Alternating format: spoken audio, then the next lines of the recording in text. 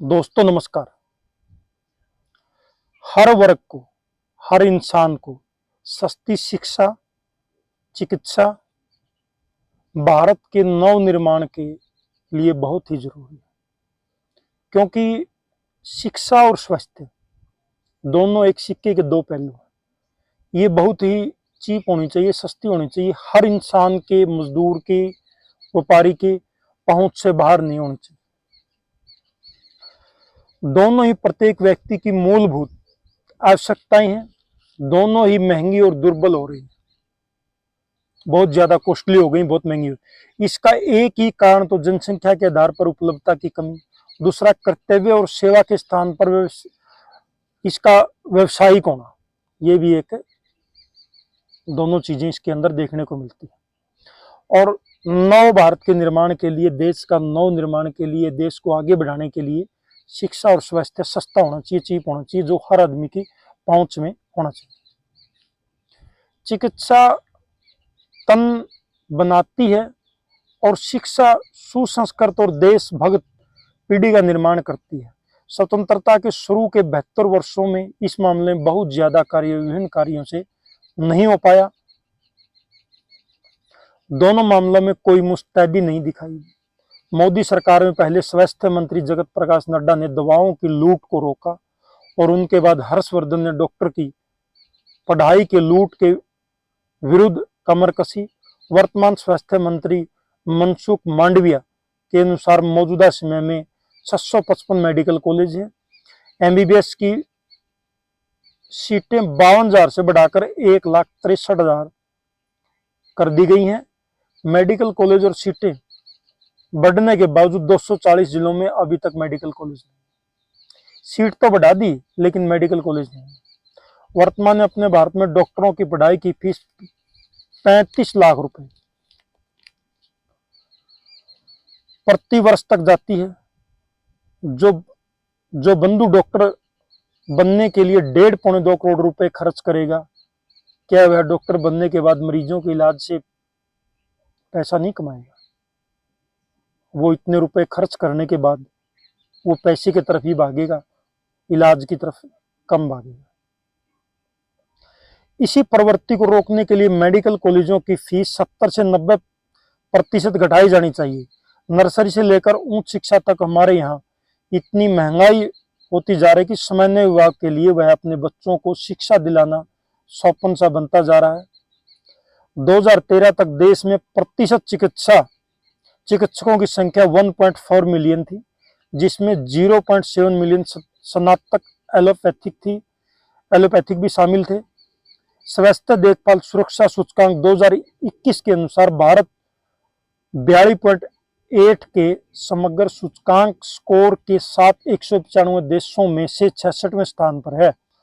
2019 से 0.8 के बदलाव के साथ 2021 में दुनिया भर के देशों की स्वास्थ्य और स्वास्थ्य प्रणाली रैंकिंग के अनुसार, स्वास्थ्य सूचकांक स्कोर के अनुसार भारत 167वें स्थान में से 111वें स्थान पर था। भारत के ग्रामीण क्षेत्रों में चिकित्सा पेशेवरों की कमी है। चिकित्सक जो पेशेवर उनकी बहुत ज्यादा कमी है। 74% डॉक्टर शहरी आबादी की सेवा करते हैं, जिसमें कई लोगों की चिकित्सीय जरूरतें पूरी नहीं हो पाती। स्वास्थ्य सेवा तथा ग्रामीण पहुंच के लिए यह एक प्रमुख मुद्दा है। मानव संसाधनों की कमी के कारण नागरिक अज्ञानी परदाताओं का सहारा लेते हैं। अपर्याप्त आवास, स्वास्थ्य देखभाल, बच्चों के लिए शिक्षा, पेयजल, बिजली, सड़क और परिवहन की कमी के कारण डॉक्टर ग्रामीण क्षेत्रों में काम नहीं करते। और मेरा सरकार से एक अनुरोध है, जहां पर भी आप ये पीएचसी बनाते हैं जो छोटे लेवल की, चाहे वो हमारे आसपास के क्षेत्र के अंदर, गुराना के अंदर है, डाटा के अंदर है और खेड़ी चोपटा के पास है, बरवाड़ा के पास है, जितने भी गवर्नमेंट के जो पीएचसी हैं, जो बड़े हॉस्पिटल हैं इस बरवाड़ा के अंदर, अब इनके अंदर भी ज़्यादा सुविधाएं मुहैया नहीं है। वहाँ पर साफ सफाई और डॉक्टरों की विशेष टीम होनी चाहिए, जिससे कि ग्रामीण एरिया के लोगों को इस तरह की सुविधाओं का अनुभव हो सके, उनका फायदा वो उठा सकें और मेरा सरकार से एक अनुरोध है कि शिक्षा और चिकित्सा दोनों आप इसके ऊपर फोकस करें, फ्री तो ना करें, हो सकता है फ्री तो हो भी नहीं सकती, लेकिन इसके ऊपर आप जितना भी अवैध रूप से जो कारोबार होता है, दवाइयों का कारोबार होता है और डॉक्टर अपनी मनमानी करते हैं, एक मरीज के ऊपर जो चार्जेस लगाए जाते हैं, बेड के चार्जेस अलग हैं और ओपीडी की फीसें अलग हैं, उनके ऊपर पाबंदियां लगाई जाए ताकि उनका भी भविष्य सेफ हो, वो भी अपना रोजगार चला सकें, डॉक्टर अपनी जो हॉस्पिटल के खर्चे हैं उनकी पूर्ति कर सके और खुद की जो इनकम के सोर्स हैं वो भी बनाए रखे, ताकि जनता की सेवा भी की जा सके और उनका भविष्य भी, डॉक्टरों की टीम है जो वो भी आगे प्रगति कर सके। और जो आसपास के क्षेत्र के जितने भी पीएचसी हैं जहां पर ये आपके मलेरिया के डॉक्टर एमपीएचडब्ल्यू बैठते हैं, ये भी किसी भी तरह का कोई कार्य हो, अब डेंगू जो ना फैला हुआ है, ये किसी भी घरों में जाकर के उनको अवगत नहीं कराते। इनकी एक विशेष जिम्मेवारी जो टीम होती है इनकी, इसके अनुरूप ये कार्य नहीं करते। क्यों नहीं करते? क्योंकि सरकार का इनके ऊपर कोई जवाबदेह, कोई पैतृक जो इनके ऊपर जो जिम्मेवारी है वो इनके ऊपर बिल्कुल भी नहीं है। जो हमारे बरवाड़ा के और हिसार के आसपास के जितने भी हमारे डिस्ट्रिक्ट और जितने भी हमारे कस्बे हैं, उनके जो सीएमओ होते हैं वो भी अपना जो ना एक सिस्टमेटिक लूट होती है वो अपने तरीके से करते जाते हैं और मरीज को रेफर कर देते हैं। आसपास के जितने भी नागरिक हॉस्पिटल हैं वहाँ पर अच्छी तरह की जो सुविधाएं मुहैया होनी चाहिए जो पेशेंट को, वो नहीं होगी। इसके लिए हमारा सरकार से अनुरोध है कि इस तरह के जो कार्य हैं वो उनके ऊपर गंभीरता से कार्य किया जाना चाहिए। जितने भी डॉक्टर आज जो प्रैक्टिस पे हैं, जो कार्य कर रहे हैं, उनसे तो जनता को सेवाएं मिलनी चाहिए। अगला भविष्य तो आपने, सरकार ने खुद बनाना और देखना है। मानव संसाधनों की कमी के कारण नागरिक अस्पतालों के अंदर और जो इस तरह की जो सुविधाएं हैं वहाँ पर वो मुहैया नहीं हो रही, चाहे वो एक्सरे की मशीन हो, अल्ट्रासाउंड की मशीन हो, ब्लड टेस्ट की मशीन हो। कहते तो बहुत सारी बीमारियों का इलाज हमने कर दिया, पर कहने से इलाज नहीं होता, करने से इलाज होता है, सुविधा देने से इलाज होता है।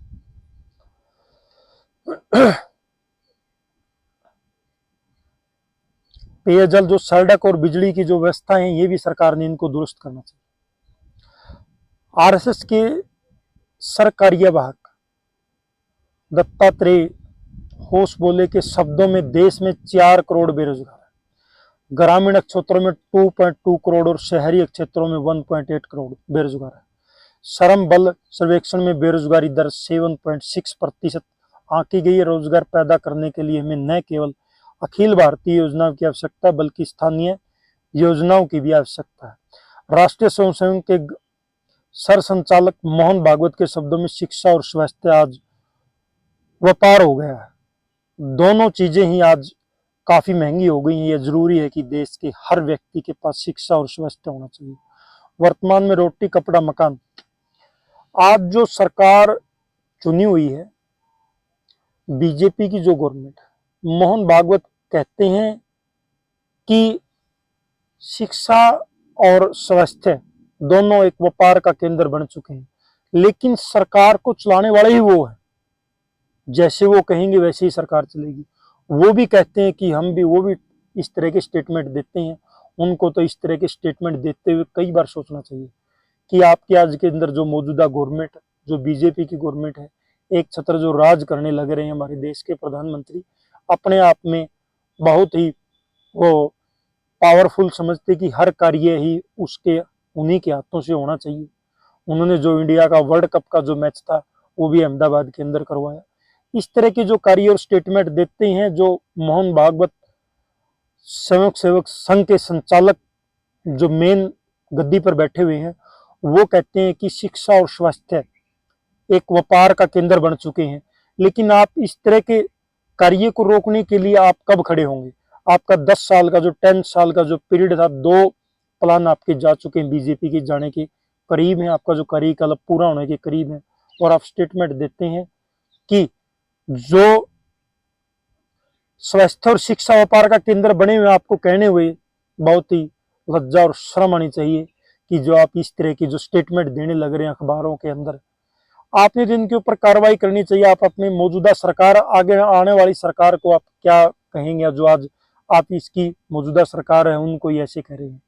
मेरा जनता से अपील है, जितने भी नागरिक हॉस्पिटल हैं वहाँ पर अपने राइट्स का इस्तेमाल करें, क्योंकि वहाँ पर आपके लिए बहुत सारी चीज़ें सरकार मुहैया कराती है। जो बड़े बड़े होर्डिंग लगा करके बताया जाता है कि हमने इस क्षेत्र में ये कार्य कर दिया, टीबी के क्षेत्र में, पोलियो के क्षेत्र में, डेंगू के क्षेत्र में, बहुत सारे जितने भी मेडिकल के जो इश्यूज होते हैं, जो बीमारियां होती हैं, उनका श्रेय लेने का कार्य हर गवर्नमेंट करती है, चाहे वो मौजूदा गवर्नमेंट हो चाहे पीछे वाली गवर्नमेंट हो। पर जनता को अपने अधिकारों का और जो उन्होंने फैसिलिटी बता रहे हैं वो दे रहे हैं, उनका अपने उपयोग करना चाहिए। मेरा सरकार से और एक ही अनुरोध है, जितने भी प्राइवेट मेडिकल हॉस्पिटल हैं वो जो लूट का केंद्र बने हुए हैं, उनके ऊपर सरकार ने पूरी बारीकी से नज़र रखनी चाहिए,